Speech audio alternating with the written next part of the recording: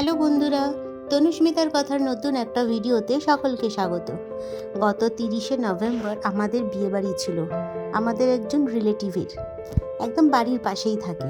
তো দেখো, বাড়ির সামনে থেকে খুব সুন্দর প্যান্ডেল করা হয়েছে আর পুরো রাস্তাটা লাইট দিয়ে সাজানো হয়েছে। তো আমরা মোটামুটি সবাই এখন রেডি হয়ে বাইরে বেরিয়েও পড়েছি, ক্যাবের জন্য ওয়েট করছি। ক্যাব বুক করা হয়ে গেছে। তো এই ফাঁকা টাইমটা সবাই একটু ফটো তুলে নিচ্ছে, আমিও এই সময় একটুখানি ভিডিও করে নিলাম। এখান থেকে আমরা যাব পোলো ফ্লোটেলে, আজকের অনুষ্ঠানটা ওখানেই হবে। হ্যালো, তো এখন আমরা বেরিয়ে পড়েছি।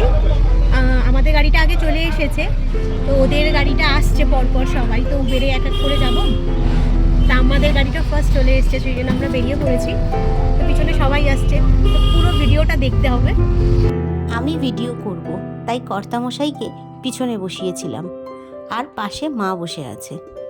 ফাঁকা রেড রোডের ওপর দিয়ে আমাদের গাড়ি স্পিডে ছুটে চলেছে, আর আমি সেই মুহূর্তটা একটু ক্যামেরা বন্দি করে নিলাম। পৌঁছে গেছি আমরা, এবার এক এক করে সব গাড়িগুলো আসছে।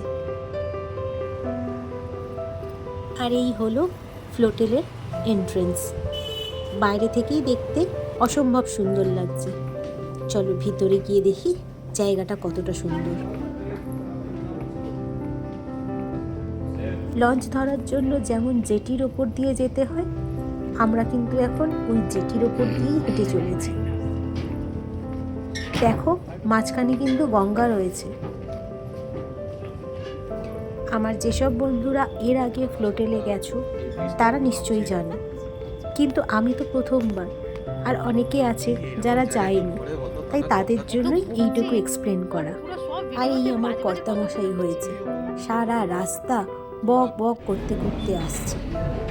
এই হলো আজকের ব্রাইড অ্যান্ড গ্রুম।